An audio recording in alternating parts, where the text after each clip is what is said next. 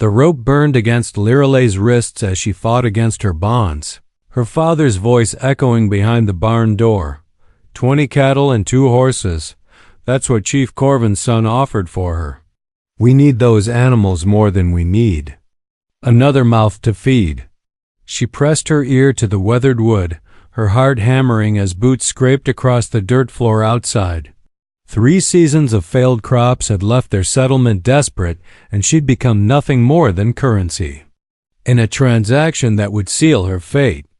"Bring her out," came a deep voice she didn't recognize. The door creaked open, and her father's calloused hand gripped her shoulder, shoving her into the amber twilight. Before her stood a man unlike any she'd seen in their small frontier community, tall and lean with sun-darkened skin, his long black hair woven with leather strips and small bones. This had to be Kalen, the chief's eldest son she'd heard whispered about in fearful tones, but his dark eyes held something unexpected as they met. Hers not the hunger or cruelty she'd prepared herself for, but what looked almost like regret.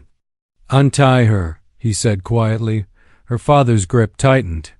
"Now see here, we agreed. Untie her." Kellen's voice carried the authority of someone accustomed to being obeyed. "The bargain stands, but I won't have her bound like livestock." With reluctant fingers, her father loosened the ropes. Lirelay rubbed her chafed wrists, studying this man who now owned her. He was younger than she'd expected, perhaps only 5 years her senior, with intelligent eyes that seemed to catalog every detail of the ramshackle settlement around them. "Gather your belongings," he told her. "Only what you can carry." "She don't need nothing fancy where she's going," her father interjected, already counting the promised payment in his mind. Kellen's jaw tightened almost imperceptibly. "She'd take what she wishes." Lirelay had precious little to collect: a worn shawl her mother had made, a small carved wooden bird that was her only childhood toy, and the leather journal where she'd pressed wildflowers and recorded her observations of the natural world around their settlement. As she emerged with her meager bundle, she caught Kalen watching her with that same strange expression. "Your horse?" he asked, nodding toward the corral where her beloved mare Wistba stood with drooping head. "She's part of the payment," her father said quickly. The agreement was for cattle and horses, not her personal mount. Kellen's tone brooked no argument. "Saddle the mare."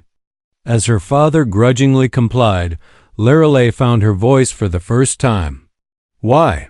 Kalen turned those dark eyes on her again. "Because even property should have dignity." The words stung, but she sensed layers beneath them, perhaps even a message meant for her alone. As she swung onto Wistba's familiar back, she caught something in Kellen's expression that made her breath catch. He wasn't looking at her like a man claiming his prize. He was looking at her like a man carrying out a duty he despised. The sun had nearly disappeared behind the mountains when they rode away from the only home she'd ever known, her father already hauling the promised livestock into his enclosures without a backward glance. Ahead of her, Kalen sat straight in his saddle, leading them toward a future she couldn't imagine. But for the first time since learning of her fate, Lirelay felt a spark of something that might have been hope. The ride to the Cherokee settlement took 3 days through terrain that grew wilder with each passing mile. Kalen maintained a respectful distance, making camp each evening with practiced efficiency and ensuring she had privacy for her needs. He spoke little, but Lirelay noticed he always chose the safest, most comfortable spots for her to sleep and shared his own rations without comment when her meager supplies ran low. On the second night, as she sat by their small fire sketching the unfamiliar stars in her journal, he finally broke his silence. "You can read and write." It wasn't a question. She looked up to find him studying her with that same unreadable expression. "My mother taught me before the fever took her. She said knowledge was the one thing no one could steal from you." Something flickered across his face. She was wise. "What happens when we reach your village?" The question had tormented her since they'd left. Kalen was quiet for so long she thought he wouldn't answer. When he finally spoke, his voice was carefully measured. My father expects me to take a wife. The alliance with your settlement strengthens our trade routes. And if I refuse? Then you'll have made a choice that affects more than just yourself. His dark eyes met hers across the flames. My people are proud, Lirale. They won't forgive. A public rejection. And your father's settlement needs our protection from the Comanche raids that have been increasing. The weight of responsibility settled on her shoulders like a yoke. So I'm trapped. We're both trapped. The admission seemed to surprise him as much as it did her. I have 3 brothers who would gladly take my place as heir if I show weakness. My father values strength above all else. That night, Lirale lay awake listening to the wilderness sounds around them and thinking about the man sleeping across the dying embers. Nothing about this situation was what she'd expected. Kalen treated her with more respect than her own father ever had, and she'd begun to notice small things, the way his hands were ink-stained like a scholar's, the careful way he tended their horses, the haunted look that crossed his face when he thought she wasn't watching. The 3rd day brought them to the edge of Cherokee territory, and Lirale's first glimpse of Kellen's world took her breath away. The village sprawled across a fertile valley with well-built longhouses arranged around a central plaza where people moved with purposeful activity. Children ran between the buildings, their laughter carrying on the wind, while women worked at looms and men crafted tools with skill that put her settlement's crude implements to shame. But it was the way people looked at Kalen that truly opened her eyes. They didn't just respect him, they loved him. Children ran to greet him, elders nodded with genuine warmth, and young warriors sought his attention with eager faces. This wasn't just the chief's son returning home, this was a leader his people trusted. Kalen. A young woman with intricate braids rushed forward, her face lighting up with joy that dimmed the moment her eyes found Lirale. "Ai Hannah," he greeted her with careful politeness. "This is Lirale." The woman's smile became brittle. The bargain bride. Father mentioned she was coming. Lirale felt heat rise in her cheeks, but before she could respond, a commanding voice cut through the growing crowd. "My son returns." Chief Corvin emerged from the largest longhouse, a man carved from granite and authority, his presence making the very air seem thicker. His eyes swept over Lirale with calculating coldness before settling on his son. "Bring her to the council lodge," he commanded. "We have much to discuss." As they walked toward the imposing structure, Kalen leaned close enough for only her to hear. "Remember, you're not just speaking for yourself in there. You're speaking for both our people's futures." But as the council lodge doors opened before them, Lirale wondered if the future either of them truly wanted was even possible. The council lodge felt like a trap closing around her. 7 tribal elders sat in a semicircle, their weathered faces revealing nothing as Chief Corvin took his place at their center. Kalen stood beside her, his presence both comforting and overwhelming as dozens of eyes studied her like a horse being evaluated at market. "So this is the white girl my son purchased." Corvin's voice carried across the smoky interior. "Tell me, girl, what skills do you bring to strengthen our people?" Lirale's throat felt dry as sand, but she forced herself to stand straight. "I can read and write in 3 languages, including some Cherokee words I've learned from traders. I know healing herbs and can set bones. I keep detailed records of weather patterns and crop rotations." A few elders exchanged glances, but Corvin's expression remained stone. "Pretty words. But can you bear strong sons? Can you work hide until your hands bleed? Can you follow the old ways without questioning our traditions?" Before she could answer, Ayana stepped forward from where she'd been waiting in the shadows. "Father, why? Accept this weak substitute when I've proven myself capable?" My bloodline is pure, my skills unquestionable. Because political alliances require sacrifice, Corvin replied, though his eyes lingered on the Cherokee woman with obvious approval. The white settlement's location controls the mountain pass. We need their cooperation. Lirelei felt something break inside her chest.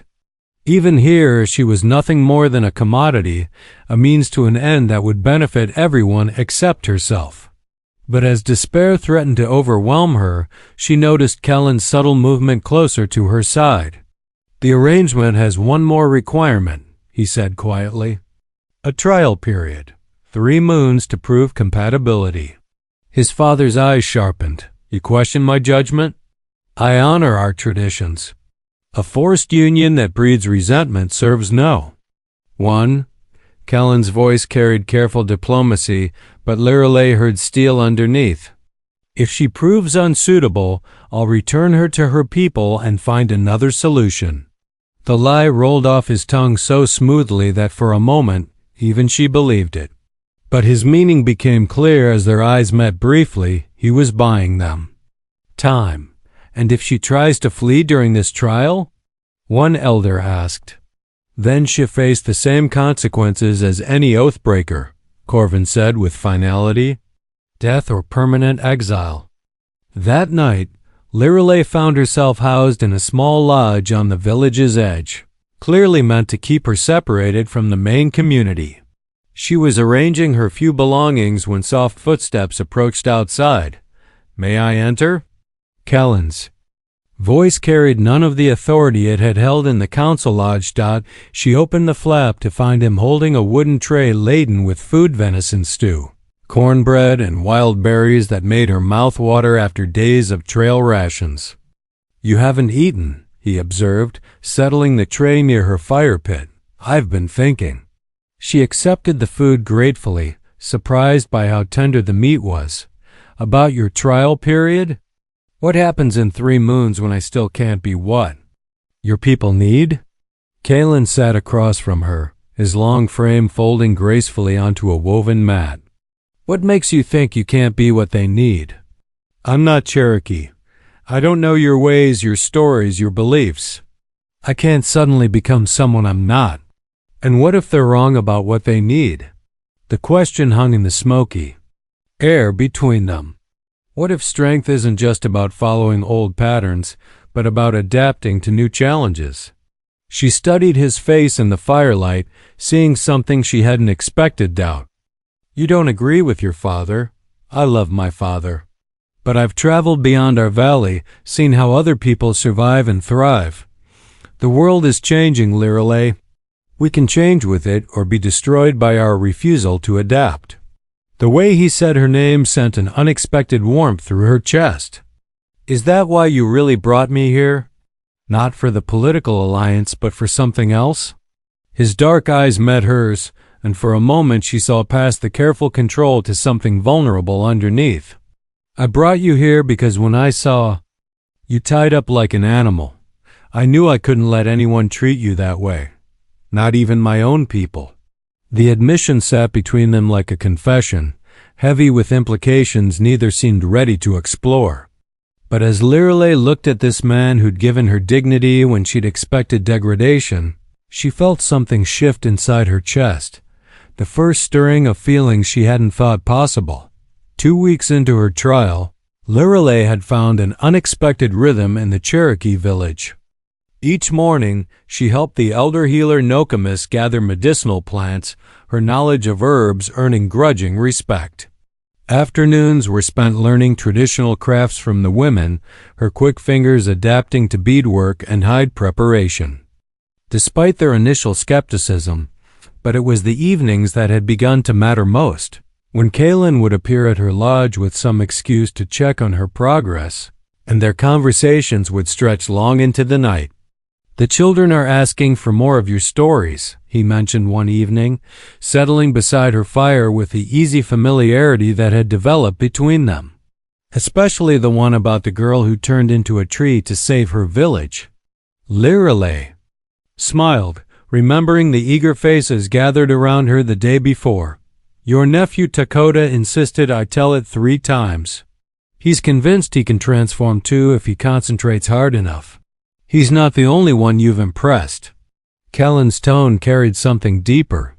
"Nokomis told the council that your healing knowledge surpasses any settler she's encountered. And Grandmother Ayana the Elder, not the woman who competed for our marriage, said your beadwork shows unusual artistry." "But," he sighed, running a hand through his loose hair, "but my father sees adaptation as weakness. He believes preserving our ways exactly as they were is the only path to survival." "And Ayana?" The younger woman's name still brought a twist to Liralay's stomach, especially when she saw how the warrior watched Kalen with longing eyes. "Ayana is uncomplicated. She represents everything familiar and safe." His dark eyes found hers across the flames. "Sometimes I think that would be easier." The admission stung more than it should have. "Then why don't you choose easy?" Kalen was quiet for so long she thought he wouldn't answer. When he finally spoke, his voice was barely above a whisper. "Because easy doesn't challenge me to become more than what I was raised to be. Easy doesn't make me question whether strength might look different than I thought." Before she could respond, urgent voices erupted from the village center. Kalen shot to his feet, his warrior instincts taking over as shouts of raiders and Comanche filled the night air. "Stay here," he commanded, already reaching for his weapons. But Liralay had glimpsed the orange glow beginning to flicker through the tree's fire, growing larger by the moment. The children in the eastern lodges there, closest to the flames. Without waiting for his response, she ran toward the danger. Behind her, she heard Kalen curse and follow, but her focus had narrowed to the terrifying sound of crying children somewhere ahead in the smoke. The scene was chaos warriors mounting horses to pursue the retreating raiders, while women and elders organized bucket brigades to fight the spreading fire. But in the eastern section of the village, flames had already consumed 2 lodge roofs, and she could hear Dakota's voice screaming for his mother somewhere in the confusion. Liralay plunged into the smoke without hesitation, her eyes streaming. As she followed the sound of the child's cries, she found him trapped beneath a fallen support beam in a lodge already half consumed by fire, his leg twisted at an unnatural angle. "I've got you," she promised, using all her strength to lift the burning wood just enough for him to crawl free. The beam crashed back down as she pulled him clear, flames now licking at her own clothes. Strong arms suddenly surrounded them both, and she found herself pressed against Kellen's chest as he carried them away from the inferno. His face was grim, with fear and something else, an expression she was beginning to recognize as the look of a man whose world had just shifted on its axis. "You could have died," he said roughly once they were clear of the danger dot. "So could Dakota." She winced as Nokomis began tending to the burns on her arms. Sometimes preserving life means risking everything for what matters most. Across the smoky plaza, she noticed Chief Corvin watching them with thoughtful eyes, his granite expression showing the first cracks she'd ever seen. And beside him, Ayana stood with tears streaming down her face, not from the smoke, but from something that looked very much like the recognition of defeat. As dawn broke over the damaged village, Liralay realized that her trial had just taken a turn none of them had anticipated. The morning after the raid brought a transformation Liralay hadn't expected. Where before the Cherokee women had offered polite but distant acceptance, they now sought her out with genuine warmth. Her willingness to risk herself for Dakota had broken through barriers that weeks of careful cultural exchange couldn't breach.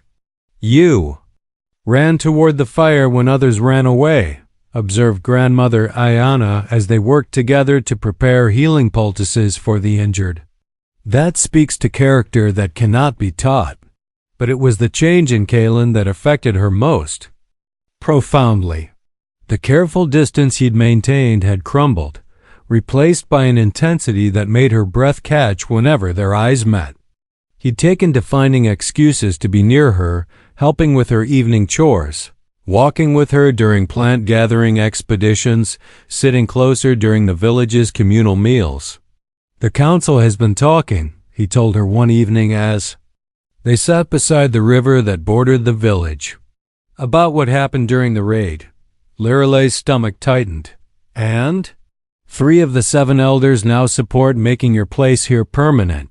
They see strength in how you acted without hesitation to save one of our children. And the other 4? Kellen's jaw tightened. "My father leads them. He believes your actions were reckless endangerment rather than bravery. And Ayanna has been vocal about her concerns." As if summoned by their conversation, the warrior woman herself appeared. On the riverbank, her beautiful face set in determined lines. "I need to speak with you, Kellen, privately." Liralay started to rise, but Kellen's hand on her arm stopped her. "Anything you have to say can be said in front of Liralay." Ayanna's composure cracked slightly. "Please, don't make this harder than it already is." With a sigh, Kellen nodded to Liralay. "I'll find you later." Alone by the water, Liralay tried not to imagine what urgent words Ayanna needed to share. The Cherokee woman was everything she wasn't deeply rooted in tradition, skilled in all the ancient ways, beautiful in the dramatic manner of epic stories. And she'd loved Kellen long, before a desperate white girl had arrived to complicate everything. When Kellen returned an hour later, his face was troubled. "What did she want?" Liralay asked, though part of her dreaded the answer. "To offer herself as an alternative if my father forces me to reject you." His voice was carefully controlled. "She's willing to provide what she calls a traditional solution to our political needs." The words hit like physical blows. "And what did you tell her?" Kellen moved to sit beside her, so close she could feel the warmth radiating from his skin. "I told her that some choices can't be unmade once you've seen a different possibility." "What does that mean?" Instead of answering with words, he reached up to touch her face with gentle fingers. "It means I've watched you challenge every assumption I had about strength, about loyalty, about what it means to belong somewhere. You've been here less than a month, and already I can't imagine our village without your laughter in it." Liralay's heart hammered against her ribs. "Kellen, I know this complicates everything. I know my father will see it as weakness, and yours will see it as betrayal of the arrangement he made. But I need you to know," he paused, searching her eyes, "what I feel for you isn't duty or political necessity. It's the first thing in my life that's been purely my own choice." The confession hung between them like a bridge neither was certain they should cross, because loving each other would change everything for his people, for hers, and for the delicate balance they'd been trying to maintain. "Your trial period ends in 6 weeks, she whispered. "What happens then?" "I don't know." His thumb traced her cheekbone with devastating tenderness. "But I know I won't let you face whatever comes alone." As if the universe wanted to test his promise immediately, urgent horns sounded from the village, the signal for an emergency council meeting. When they hurried back to the plaza, they found Chief Corvin waiting with a delegation of white men. Liralay recognized with growing dread. Her father stood among them, along with the settlement's militia captain and 2 men whose expensive clothes marked them as territorial officials. "The trial is over," Corvin announced, his voice carrying across the assembled crowd. "We have more pressing matters to resolve." The council lodge felt smaller with the addition of the white delegation, tensions thick as smoke between the 2 groups. Liralay sat beside Kellen, acutely aware of her father's hostile stare and the way the territorial officials kept glancing between her and the Cherokee leadership as if calculating political advantage. "The situation has changed," announced Captain Morrison, the settlement's grizzled militia leader. "Comanche raids have increased 3-fold in the past month. 3 homesteads burned, 2 families killed." We need a formal military alliance, not just a marriage arrangement. Chief Corvin's weathered face remained impassive. And what does this have to do with my son's trial marriage? Everything. One of the territorial officials, a thin man named Crawford, leaned forward with predatory intensity. The territorial government is prepared to offer significant incentives for Cherokee military support. But we need assurance of your complete commitment to our cause. Lirelei felt Kaylin tense beside her as the true purpose of this visit became clear. This wasn't about her at all. It was about using their personal situation as leverage for a larger political agenda. You're asking us to fight your wars, Kaylin said carefully. What do we receive in return? Recognition of your tribal boundaries, protection under territorial law, and exclusive trading rights for the mountain passes. Crawford's smile was sharp as a blade. But these offers require certain demonstrations of good faith, such as? Her father spoke for the first time since entering the lodge. Such as returning my daughter and ending this foolishness. A Cherokee chief's son married to a white woman sends mixed messages about your people's loyalties. The words hit Lirelei like a physical blow, but it was Chief Corvin's reaction that truly stunned her. Instead of the agreement she'd expected, the older man's eyes flashed with something that looked almost like offense. You dare suggest my son's choice of wife reflects poorly on Cherokee honor? Corvin's voice carried dangerous quiet. Perhaps. You should consider what your willingness to sell your daughter says about white integrity. The tension in the lodge became explosive. Captain Morrison's hand moved toward his weapon while several Cherokee warriors shifted closer to their leaders. But it was Kaylin who diffused the moment by rising to his full height. There will be no alliance built on threats or manipulation, he declared, his voice carrying absolute authority. If our peoples are to work together, it will be as equals who respect each other's sovereignty. Crawford's thin smile widened. How noble. But nobility doesn't stop Comanche raids.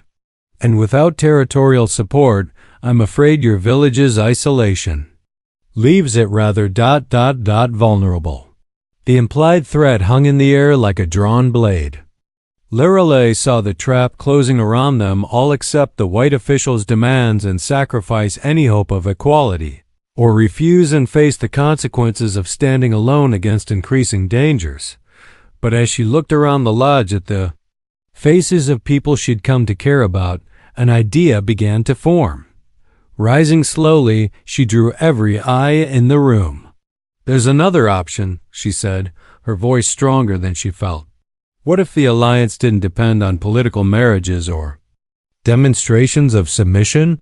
What if it was built on mutual benefit and shared strength? Her father snorted. Girl, you don't understand. I understand that Comanche raids threaten everyone in this region, Cherokee and white alike. I understand that Cherokee knowledge of mountain warfare could save lives.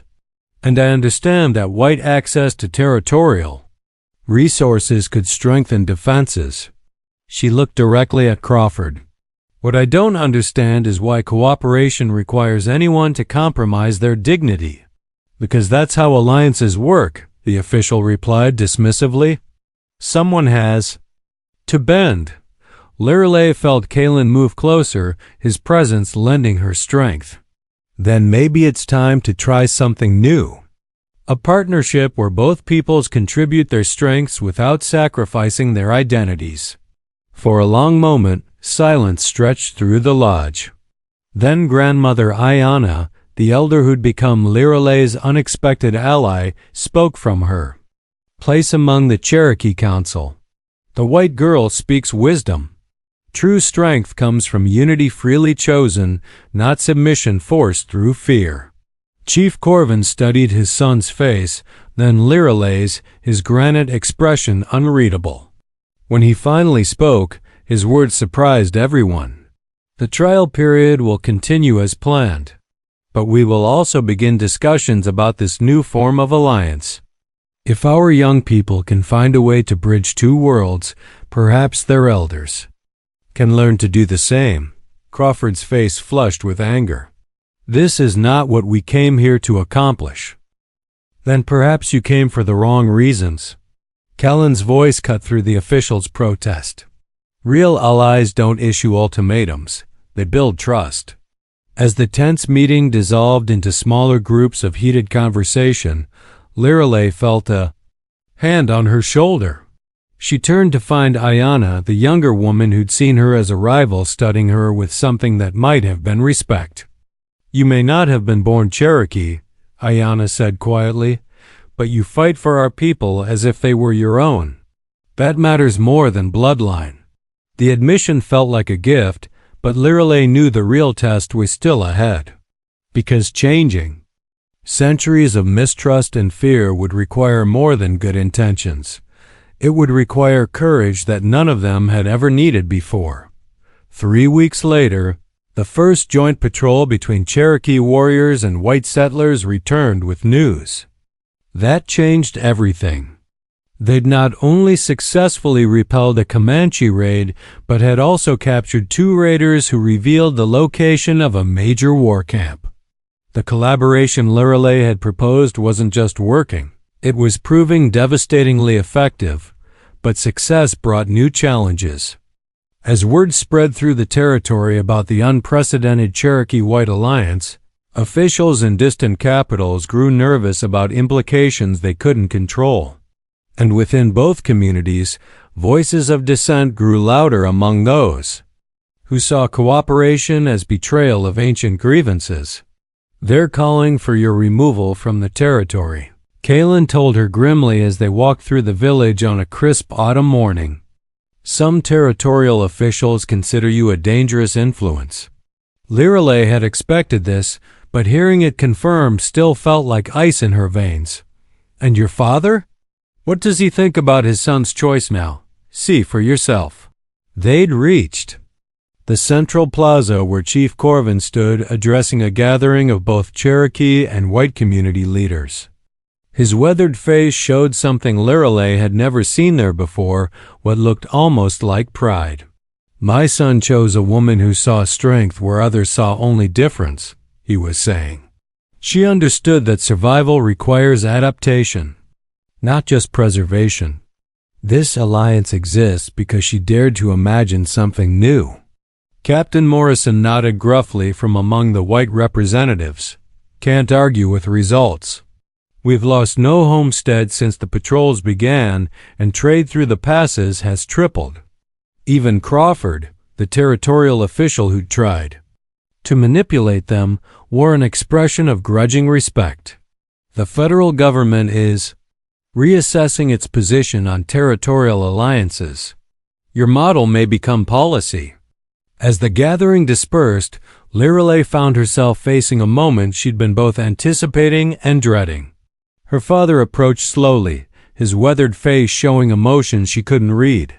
I came here to bring you home, he said without preamble. Figured you'd had enough of playing at being Indian. The casual cruelty of his words no longer had the power to wound her. This is my home now. Is it? He studied her face with something that might have been genuine curiosity. You look different. Stronger? Maybe. I am stronger. She gestured toward the mixed groups of Cherokee and white families working together in the plaza. We all are. When we stop seeing each other as enemies? Her father was quiet for a long moment, watching children of both peoples chase each other in games that seemed to have no racial boundaries. Your mother would have been proud of what you've built here, he admitted finally. I never could see past my own fears, but she always said fear made people smaller than they were meant to be. The unexpected apology hit deeper than any accusation could have. Stay for the ceremony tomorrow, she offered. See what we've really created, he nodded slowly. Might could do that. That evening, as sunset painted the sky in shades of gold and crimson, Lirelei found herself beside the river where so many of her crucial conversations with Kaylin had taken place. He appeared as if summoned by her thoughts, carrying a small leather pouch she didn't recognize. Tomorrow changes everything, he said, settling beside her with the easy intimacy that had developed between them over the months. Nervous? Terrified. His honesty made her smile. Not about marrying you, about whether we can actually make this new world we've imagined. Lirelei took his hand, marveling at how perfectly their fingers interlaced. We've already made it. The alliance, the peace, the children playing together, it's real, Kaylin. We don't have to imagine it anymore. He opened the leather pouch to reveal a necklace unlike anything she'd ever seen, Cherokee beadwork interwoven with Celtic patterns her mother had once shown her in old books, the two traditions flowing together in perfect harmony. My grandmother and yours worked on it together, he explained, his voice soft with wonder. They said it should represent both our heritages becoming something new. As he fastened the necklace around her throat, Lirelei felt the truth of what they'd accomplished settle into her bones. She hadn't just found love, she'd found her purpose. Not as a bargain or a bridge between worlds, but as proof that people could choose to be better than their fears. I love you, she whispered, the words carrying the weight of everything they'd fought for. And I love you. His kiss tasted like promises and possibility. Not because you were the solution to a political problem, but because you showed me what courage actually looks like. The next day dawned clear and bright, perfect for a wedding that would be celebrated by two peoples who'd learned to see strength in unity rather than separation. As Lirelei prepared for the ceremony, surrounded by women both Cherokee and white who'd become her chosen family, she thought about the frightened girl who'd been tied up in a barn and sold like livestock. That girl could never have imagined this standing as an equal partner in love and in leadership, helping to forge a new kind of alliance built on respect rather than dominion. She'd been purchased as property, but had become proof that freedom was something you claimed for yourself, not something others granted you. The ceremony itself was a beautiful fusion of traditions, conducted in both languages with rituals that honored both cultures. But the moment that would stay with Lirelei forever came when Chief Corvin took her hands and spoke words that officially welcomed her not just as his son's wife, but as a daughter of the Cherokee people. You came to us as a stranger, he said, his weathered face gentle, but you chose to see us as family. In return, we choose to see you as ours. Later, as she and Kaylin danced under stars that seemed to shine with particular brightness, Lirelei caught sight of her father among the celebrating crowd. He was talking animatedly with several Cherokee elders, and for the first time in years, he was actually listening to their responses. Look, she whispered to her new husband, nodding toward the unlikely conversation. Kaylin smiled, pulling her closer. Change really is possible, isn't it? It is, she agreed, thinking of all the barriers they'd broken and all the possibilities they'd created. It just takes people brave enough to try something new. As the celebration continued around them, Lirelei knew they'd written the beginning of a story that would echo through generations, proof that love could indeed conquer fear, and that freedom was always worth fighting for, no matter how impossible it seemed.